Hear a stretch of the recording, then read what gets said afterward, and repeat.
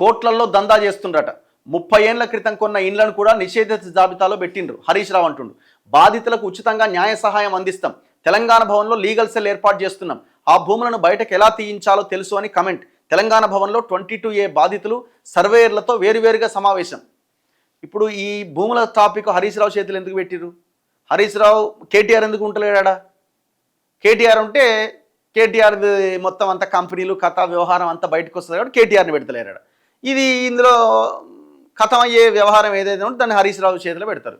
ఇప్పుడు హరీష్ రావు నెత్తిలో పెట్టిరు దాన్ని. భూముల గురించి మాట్లాడే అర్హత మీకు ఉన్నదా హరీష్ రావు గారు? ఒక్కసారి చెప్పండి. మీకు కనీసమైన అర్హత ఉన్నదా? మీకంటే మీ పార్టీకి, మీ పార్టీ నాయకులకి. అసలు ఈ మొత్తం భూముల గొడవ అంతా స్టార్ట్ చేసింది మీరే కదా.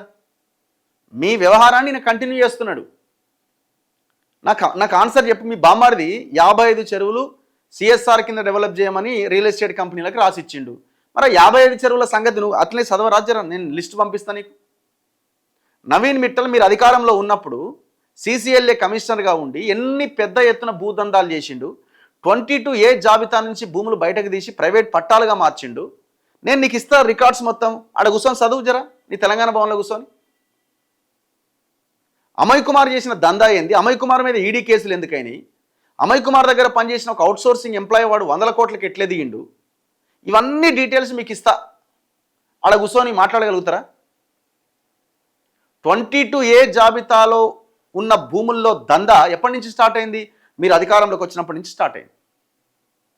ఒక అమయ్ కుమార్, ఒక నవీన్ మిట్టల్,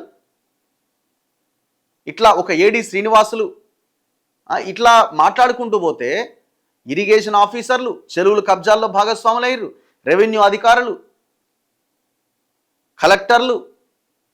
ఇవాళ ఎవ్వని కదిలిచ్చినా 100 కోట్లు బయటకు వస్తున్నాయి. ఏసీబీ వాళ్ళ ఇంటి మీదకి పోతే ఎవడి హయాంలో సంపాదించిన డబ్బు ఇదంతా? దీనికి మీ దగ్గర ఆన్సర్ ఉందా? ఓ నేనేదో 22A వాళ్ళని కాపాడినన్నట్టు, మీరేదో చేసిన అన్నట్టు. మొత్తం కల్ప్రిట్స్ మీరే కదా 10 ఏళ్ళుగా. టోటల్ కల్ప్రిట్సే మీరు ఈ రాష్ట్రానికి. మీ యొక్క వారసత్వాన్ని రేవంత్ రెడ్డి కంటిన్యూ చేస్తున్నాడు చాలా అద్భుతంగా. ఇప్పుడు ఇవాళ రేవంత్ రెడ్డి దగ్గర ఉన్న మనుషులంతా ఎవరు? మీ బామ్మాడిది పక్కన ఉన్న వాళ్ళు కాదా? ఏవిరెడ్డి ఏడుండే మొన్నటిదాకా. ఇవాళకి పోయినా ఏవిరెడ్డి ఇంట్లో కేటీఆర్ బొమ్మ ఉంటుంది. ఇవాళ ఏవిరెడ్డి రేవంత్ రెడ్డి దగ్గర ఉన్నాడు. దీనికి ఆన్సర్ నేను అడిగిన దాంట్లో ఏమైనా 1% రాంగ్ ఉంటే చెప్పు నాకు. 1% రాంగ్ ఉంటే చెప్పు నాకు. ఏం మాట్లాడతారు మీరు? ఏం రైట్ ఉన్నది మీకు? దోసుకుంటున్నారు, మీరు దోసుకున్నారు. వాళ్ళు దొంగలే, మీరు దొంగలే, దొందే.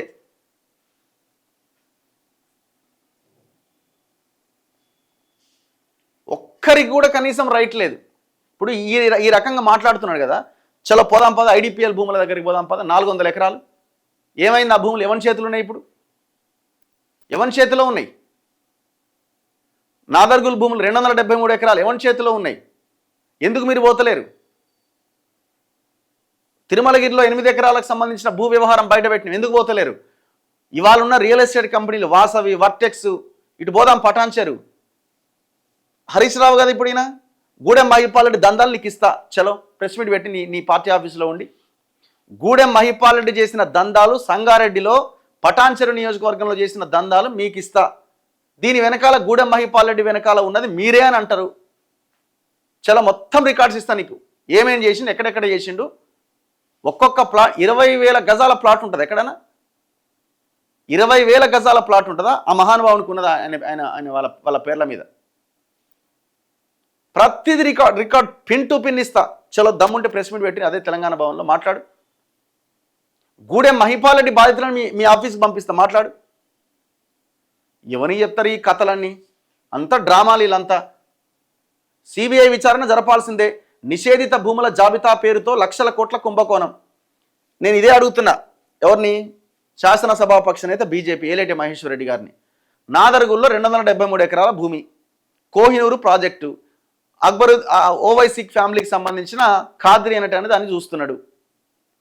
ఆడకి పోతే మీకు మస్తు కంటెంట్ ఉంటుంది. మీరు ఎలక్షన్లో కూడా మీకు అది ఉపయోగపడుతుంది. చలో వెళ్దాం పదండి. మహేశ్వరం నియోజకవర్గం మీ పార్టీ కొంత స్ట్రాంగ్గా ఉన్నది అక్కడ. ఆయన ఎవరు? అందర్ శ్రీరాములు యాదవ్ అక్కడ BJP ఎమ్మెల్యేగా పోటీ చేసిండు.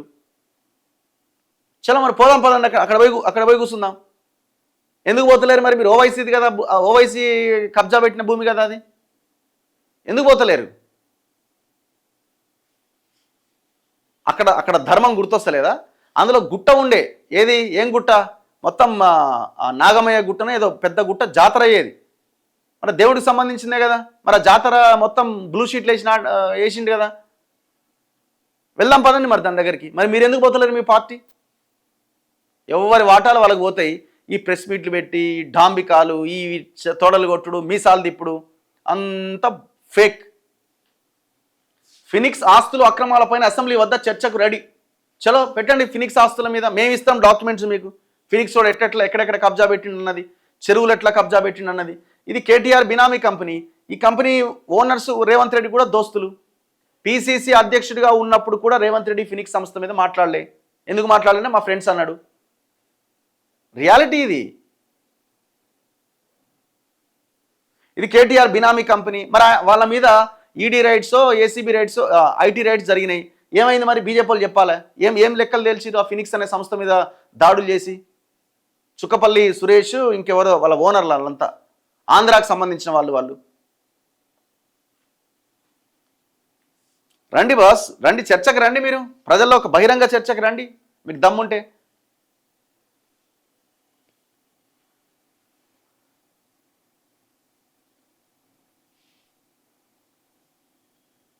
వీళ్ళంతా అవసరమైతే ఎవరు ముఖ్యమంత్రిగా ఉన్నా వాళ్ళతో మాట్లాడుకుంటారు వీళ్ళు, భూముల లావాదేవీలు వచ్చినప్పుడు పర్సనల్ ఫోన్లల్లో.